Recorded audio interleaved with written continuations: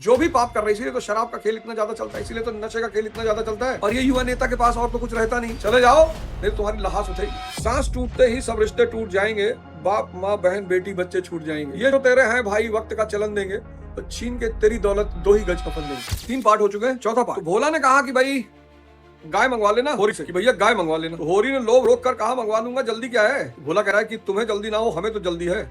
उसे द्वार पर देख के तुम्हें वह बात याद रहेगी। देखो कौन सी बात, कि तुमको मेरी शादी करवानी है। जब कोई आपको गिफ्ट देके जाता है तो किसी बात की रिमेम्बरेंस के लिए देके जाता है। गिफ्ट बड़ी प्यारी चीज है। क्या बात कहता है भोला पिछले चैप्टर में, तीसरे चैप्टर में अंतिम चरण में क्या कहता है, कहता तुम्हें जल्दी ना हो, हमें तो जल्दी है।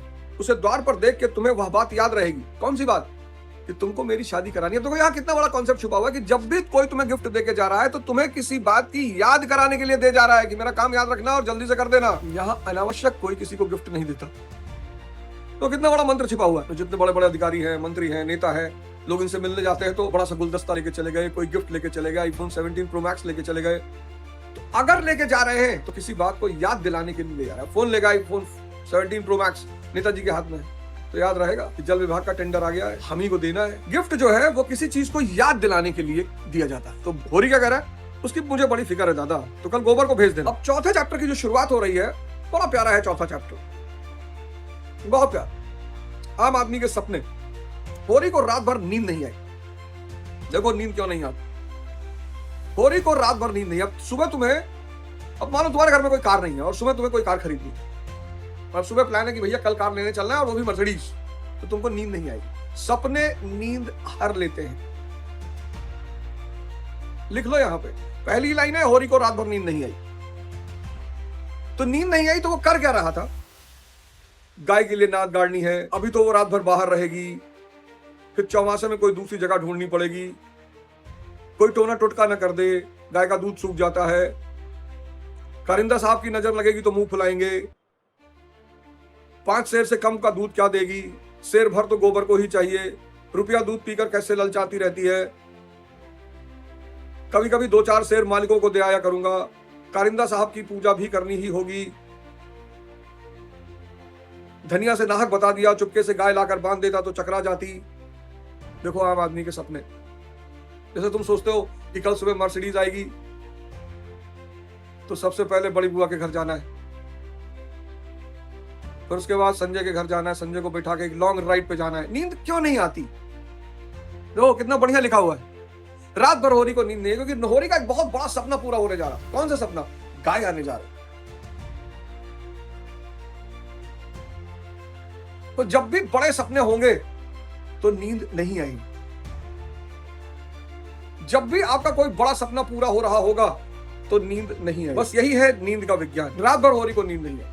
गाय कहां बांधनी है, कितना दूध देगी, गोबर को देना है, रुपया बेचारी दूध देख के ललचाती रहती है, कभी कभी कारिंदों को दे देंगे, धनिया को बताने की जरूरत क्या थी, चुपके से लाके बांध देते, सरप्राइज, मतलब तमाम तरह के विचार चल रहे। तो अगर आपकी नींद गायब हो गई है तो 2 बातें होंगी, या तो सपने बड़े चल रहे होंगे और या चिंता बड़ी चल रही है। 2 ही कंडीशन में नींद गायब होती है, और दोनों आपको तभी हॉन्ट करते हैं जब आप सोने जाते हो। देखो पढ़ रहे थे गोदान और नींद का मनोविज्ञान समझ में आ गया। ये होती है पढ़ाई, ये होती है शिक्षा। पढ़ रहे थे गोदान नॉवेल, और गोदान नॉवेल में क्या समझ में आ गया, व्यवहारिक बुद्धि का महत्व, जवानी में उत्तेजना, संबंध और हितों का खेल, नींद ना आने का कारण। तो नींद 2 कारण से नहीं आती, या तो आपका बड़ा सपना पूरा होने जा रहा है और या फिर आप चिंता का शिकार। खैर अब सोच रहा है, और सोचते सोचते फिर सोच रहा है बेटे के बारे में कि बेटा बड़ा आलसी है, मैं गांव की ऐसी सेवा करता जैसे करनी चाहिए, आलसी वालसी कुछ नहीं, उस उम्र में कौन आलसी नहीं होता। फिर सोच रहा है मैं भी तो अपने पिता के समय बड़ी मटर गश्ती करता था, अपने बारे में सोच रहा है। फिर सोच रहा है अपनी पत्नी के बारे में कि अम्मा को पान की तरह फेरती रहती थी, जिसने घर के पीछे अपने को मिटा दिया, देवरानियों से काम करने को कहती थी तो क्या बुरा करती थी, अगर उसे भी तो कुछ आराम मिलना चाहिए, लेकिन भाग्य में आराम लिखा हो तब ना। तब देवरों के लिए मरती थी, अब अपने बच्चों के लिए मरती है। इतनी सीधी गमखोर निश्चल ना होती तो आज शोभा और हीरा जो मूंछों पर ताव देते फिरते हैं कहीं भीख मांगते होते। आदमी कितना स्वार्थी हो जाता है, जिसके लिए लड़ो वही जान का दुश्मन हो जाता है। और इन्हें फिर पूर्व की ओर देखा, शायद भिनसार हो रहा है। देखो सोचते सोचते सुबह हो गई। होरी ने फिर साइड की तरफ देखा, शायद भिनसार, भिन्न नहीं, ये सब अवधि के वर्ड है। हमारे गांव में कहते हैं भिन्न नहीं होगा, तो भिनसार मतलब सुबह। होरी ने फिर साइड की तरफ देखा और शायद भिनसार हो गई। ऐसे आप भी तो रात भर सोच रहे हो, क्या भगवान ने व्यवस्था कर रखी है, और कितनी जबरदस्त व्यवस्था कर रखी है। जो भी गलत कर रहे हैं भगवान उनकी नींद छीन लेते। जो भी पाप कर रहे, इसीलिए तो शराब का खेल इतना ज्यादा चलता है, इसीलिए तो नशे का खेल इतना ज्यादा चलता है। डाटा कहता है कि इस देश में 70% लोग अगर शराब नहीं पिएंगे तो उनको रात में नींद नहीं आएगी। तो आम आदमी के सपने, पहला पड़ाव था आम आदमी के सपने। सुबह हो गई, अब सुबह हो गई तो फिर होरी गोबर से कह रहा है कि जाओ भैया गोबर से गाय ले आओ। एक शंका भी है होरी को, कहीं भोला उसे गाय ना दे, तो गोबर से कह रहा है गोबर ने चोरी चढ़ा कर मिलेगी क्यों नहीं। उसके मन में कोई चोर बैठ जाए, चोर बैठे या डाकू, गाय तो उन्हें देनी ही पड़ेगी। गोबर ने कुछ और न कहा, लाठी कंधे पर रखी और चल दिया। होरी उसे जाते हुए देखता हुआ अपना कलेजा ठंडा करता रहा। अब लड़के की सगाई में देर न करनी चाहिए। 17वां लग गया, मगर करें कैसे। फिर वो विचार क्रम जारी। अब यहीं से, इसी विचार क्रम में सुबह हो जाती है और यहीं से एक दूसरा एपिसोड शुरू हो जाता है। बड़ा प्यारा एपिसोड है, दमड़ी बसोर एपिसोड। ये दूसरा एपिसोड, पहला एपिसोड है आम आदमी का सपना। कितनी चिंताएं, कितनी आशाएं छोटी छोटी बातों पे टिकी हुई हो। लोगों के सपने इतने छोटे छोटे, बहुत छोटे छोटे सपने कि भैया मेरी जिंदगी का सपना है एक वैगनआर खरीद ले बस। किसी का जीवन का सपना है कि एक मकान खरीद ले बस। और हर आदमी अपने सपनों में उलझा हुआ है। हर आदमी अगर वो बाहर निकले, ध्यान करे, साधना करे, उसकी सारी जरूरतें पूरी होंगी। मैं फिर इस शब्द को, लाइन को दोहराऊंगा। अगर व्यक्ति ध्यान करे, साधना करे, उसकी सारी जरूरतों की पूर्ति होगी, सारी। और जीवन में इससे अच्छी बात क्या हो सकती है कि आपकी सारी जरूरतों की पूर्ति हो रही है। आपको प्रतिदिन अच्छा भोजन मिल रहा है, आपके बच्चे अच्छी पढ़ाई कर रहे हैं, आपको कोई रोग नहीं है। इससे अच्छा जीवन क्या हो सकता है। यहीं पर जब उसका सपना खत्म होता है तो दमड़ी बसोर खड़ा है। नाटा, काला, खूब मोटा, चौड़ा मुंह, बड़ी बड़ी मूछे, लाल आंखें, कमर में बांस काटने की कटार खोसे हुए। मतलब एक कल्पना करो, चित्र उभारो। नाटा, काला, खूब मोटा, चौड़ा मुंह, बड़ी बड़ी मूछे, लाल आंखें, कमर में बांस काटने की कटार। तो मूवी अगर देखो तो मूवी में सबसे बड़ी बड़ी विशेषताएं होती है। मूवी बनाते वक्त उसमें जो पात्र होते हैं, पात्र, जैसे पुरानी मूवी में देखो, जो मनी लेंडर का काम करता होगा उसका नाम जीवन है और शकल से देखने से लगता है कि ये धूर्त है, काइयां है, मक्कार है। यहां भी देखो पात्र का चित्रण कर दिया है। अगर आप आंख बंद करके उस चित्रण को करो, नाटा, काला, मोटा, चौड़ा मुंह, लाल आंखें, कमर में बांस काटने की कटार, तो एक चित्रण से ही पता चल जाएगा कि कुछ टेक्निकल आदमी है ये। तो होरी से कह रहा है कि भैया तुम्हारा जो बांस है उसमें से कुछ बांस काट ले। होरी को मुट्ठी गर्म होने की आशा पैदा हो। 25 रुपए सैकड़ा में 50 बांस का बयाना ले लिया। कोठियां दिखाई, मोल भाव किया और 25 रुपए सैकड़ा में 50 बांस का बयाना ले लिया। फिर दोनों लौटे। होरी ने उसे चिलम पिलाई, जलपान कराया और तब रहस्यमय भाव से बोला, मेरे बांस कभी 30 रुपए में से कम नहीं जाते, लेकिन तुम घर के आदमी हो, तुमसे क्या मोल भाव करता। वो एहसान जता रहा है होरी, अभी इस एहसान का बदला मांगेगा।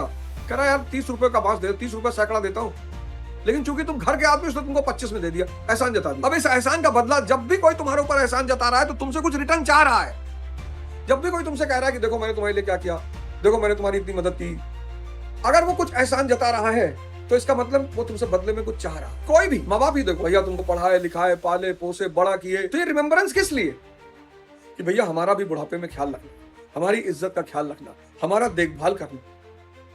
हर वो आदमी जो आपको एहसान गिनाए, समझ लो रिटर्न में कुछ चाहता है। तो अब रिटर्न में होरी क्या चाहता है। देखो होरी दिमाग लगाएगा, 4 दिन की जिंदगी में क्यों किसी से छल कपट करूं। नहीं कह दूं कि 20 रुपए सैकड़े में बेचे हैं तो उन्हें क्या पता लगेगा। तुम उनसे कहने थोड़े ही जाओगे, तुम्हें तो मैंने बराबर अपना भाई समझा। मतलब दमड़ी बसोर को 25 रुपए सैकड़ा बांस होरी बेच रहा है, लेकिन आशा कर रहा है कि दमड़ी बसोर उसके भाइयों से क्या कहेगा कि मैंने 20 रुपया सैकड़ा बेचा। कितनी बड़ी बड़ी बातें होरी कर रहा है। ऐसे तुमको भी लोग जीवन में मिलेंगे बड़ी बड़ी बातें करते हुए, भाई साहब झूठ नहीं बोलना चाहिए, और भाई साहब ये नहीं करना चाहिए। और जितने लोग आदर्शात्मक बातें तुमसे करें, एक पॉइंट तो लिख लेना कि जितने लोग तुमसे आदर्शात्मक बातें करें, उनसे बड़ा फ्रॉड इस पूरे ब्रह्मांड में तुमको कहीं नहीं मिलेगा। देखो होरी क्या कह रहा है कि 4 दिन की जिंदगी में क्यों किसी से छल कपट करूं। आदर्शात्मक बात कर रहा, क्यों किसी से छल कपट करूं। नहीं कह दूं कि 20 रुपए सैकड़े में बेचे हैं तो उन्हें क्या पता लगेगा। तुम उनसे कहने थोड़ी ही जाओगे, तुम्हें तो मैंने अपने बराबर का भाई समझा। बेचा कितना बांस में, 25 रुपए सैकड़ा, फिर भाई बना लिया कि तुम घर के आदमी हो, नहीं तुमको 30 में देता। फिर कह रहा है छल कपट करने की जरूरत क्या है, और तुम तो अपने भाई हो, तुम थोड़ी बताने जाओगे, तुम तो कह दोगे 20 रुपए में लिया है। व्यवहार में हम भाई के अर्थ का कितना ही दुरुपयोग करें व्यवहार में, लेकिन उसकी भावना में जो पवित्रता है वह हमारी कालिमा से कभी मलिन नहीं। अब समझ गया, अब दमड़ी बसोर समझ गया कि होरी भाई दिमाग लगा रहे हैं। तो उसने कहा कि चौधरी ने होरी का आसन पाकर चाबुक जमाया, हमारा तुम्हारा पुराना भाईचारा है महतो, ऐसी बात है भला, लेकिन बात यह है कि ईमान आदमी बेचता है तो किसी लालच से। 20 रुपए नहीं, मैं 15 कहूंगा, लेकिन जो 20 रुपए के दाम लो, तो जब भी तुम आपस में लड़ोगे ना तो बाहरी आदमी हमेशा फायदा उठाएगा। देखो अगर ये 25 रुपए, अभी देखना इसका कितना घाटा होगा। बांस 25 रुपए सैकड़ा बेच रहा है और दमड़ी बसोर से कह रहा है कि 20 रुपए बता देना। दमड़ी बसोर समझ गया कि ये बेईमानी में उतर आया है, तो उसने कहा मैं ही क्यों बचूं। उसने कहा कि 25 नहीं, 20 बोलूंगा, 15 बोलूंगा, अगर तुम 20 रुपए पे तैयार हो जाओ तो तुम्हारा फायदा मेरा फायदा। सच्चे बिजनेसमैन की यही निशानी है कि अगर तुम मुझसे फायदा ले रहे हो तो मुझे भी तुमसे फायदा चाहिए। हर वो व्यक्ति जो आपसे फायदा लेने की कोशिश कर रहा है। कभी कभी आपको पता ही नहीं चलता कि आपसे क्या फायदा ले रहा। आजकल यूपी बिहार में बड़े युवा नेता पैदा हो रहे हैं और ये युवा नेता के पास और तो कुछ रहता नहीं, ज्यादातर युवा नेताओं के पास तो कुछ रहता नहीं। तो जो बड़े बड़े स्थापित नेता हैं, अधिकारी हैं, वो इनका समय ही ले लेते हैं। कल क्या कर रहे हो भाई? अरे सर कुछ नहीं कर रहे साहब, ऐसे ही। तो आ जाना यार सुबह जरा। दिन दिन भर युवा नेता इन बड़े नेताओं के घर के बाहर बैठे, इनके साथ घूम रहे, इनके साथ टहल रहे। देखो दमड़ी बसोर को, जैसे ही दमड़ी बसोर से होरी ने 5 रुपए का फायदा लेने की सोचा, तुरंत उसने अपना भी फायदा जोड़ दिया। कहा 15 रुपया कहो तो 20 रुपया दूं, तब भी तुम्हारा 5 रुपया फायदा होगा। असली समझदार व्यक्ति वही है जो अपने फायदे को हर जगह बरकरार रखे। अच्छा, इसी बांस खरीदने के चक्कर में होरी ने खिसिया कर कहा, तुम तो चौधरी अंधेर करते हो, 20 रुपए में कहीं ऐसे बांस जाते हैं? होरी खिसिया गया है। तो दमड़ी बसोर कहता है, मैं बांस की छोड़ो यार, यहाँ से 10 गोश्त चले गए, 10 रुपए में बांस मिल जाएगा। लेकिन इतना दूर जाए कौन? सौदा पट गया। चौधरी ने मिर्जाई उतार कर छान पर रख दी और बांस काटने चला गया। लेकिन जैसे ही वो बांस काटने जा रहा है, वैसे एक नई कैरेक्टर निकलकर सामने आ रही है, वो है पुन्नी। और पुन्नी कौन है? ये होरी के छोटे भाई की पत्नी है। वो बहुत लड़ाका है। ये होरी के छोटे भाई की पत्नी है, बहुत लड़ाका है। वो जा रही है खेत पर खाना देने, अपने पति को देखती है रास्ते में जब बांस कट रहा है, तो पूछती कौन है, कौन बांस काटता है, यहाँ बांस ना कटेंगे। चौधरी ने हाथ रोककर कहा, बांस मोल लिए 15 रुपए सैकड़ा का बयाना हुआ है, सेब नहीं काट रहे।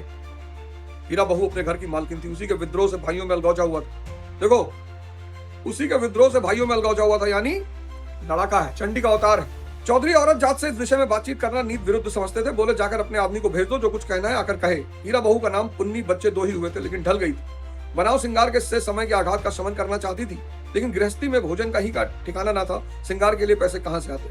इस अभाव और विवशता ने उसकी प्रकृति का जल सुखाकर उसे कठोर और शुष्क बना दिया, जिस पर एक बार फोड़ा भी उचट जाता। समीप आकर चौधरी का हाथ पकड़ने की चेष्टा करते हुए बोली, आदमी को क्यों भेजूं? जो कुछ कहना हो मुझसे कहो, मैंने कह दिया मेरे बांस ना कटेंगे। और यहीं से पारिवारिक कलह की शुरुआत हो जाती। पारिवारिक कलह, और एक बड़ी जबरदस्त सीन आपको इस पूरे उसमें दिखाई पड़ेगी। यहीं से पारिवारिक कलह की शुरुआत हो जाती है और परिवार की जो अंतर भावनाएं हैं, परिवार का जो अंतर संबंध है, वो आपको यहाँ दिखाई पड़ेगा। चौधरी हाथ छुड़ाता और पुन्नी बार बार हाथ पकड़ लेती। 1 मिनट तक यह हाथापाई होती रही। अंत में चौधरी ने उसे जोर से पीछे ढकेल दी। पुन्नी धक्का खाकर गिर पड़ी, मगर फिर संभली और पांव से तल्ली निकालकर चौधरी के सिर, मुंह, पीठ पर अंधाधुंध जमाने लगी। बसोर होकर उसे ढकेल दे, उसका ये अपमान। मारती जाती थी और रोती भी जाती थी। चौधरी उसे धक्का देकर नारी जाति पर बल प्रयोग करके गच्चा खा चुका था। खड़े खड़े मार खाने के सिवाय इस संकट से बचने की उसके पास और कोई दवा नहीं। पुन्नी का रोना सुनकर होरी भी दौड़ा हुआ है। अब अपना भला चाहते हो चौधरी, तो यहाँ से चले जाओ, नहीं तुम्हारी लहास उठेगी, डेड बॉडी।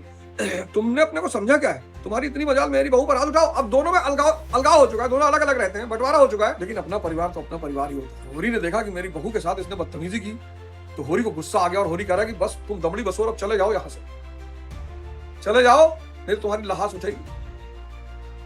तो कहने का मतलब यह है कि आदमी सामाजिक जंजालों से इतना बंधा हुआ है, इतना बंधा हुआ है। झगड़ा करेगा, फिर तीज त्योहार में मिलेगा, फिर होली दिवाली में मिलेगा, फिर शादी ब्याह में मिलेगा, मुंडन में मिलेगा। एक ऐसे रहस्यमय वातावरण में आदमी उलझा हुआ है कुछ नहीं। सांस टूटते ही सब रिश्ते टूट जाएंगे, बाप माँ बहन बेटी बच्चे छूट जाएंगे। ये जो तेरे हैं भाई वक्त का चलन देंगे, तो छीन के तेरी दौलत 2 ही गज कफन देंगे। तो आज इतना करेंगे।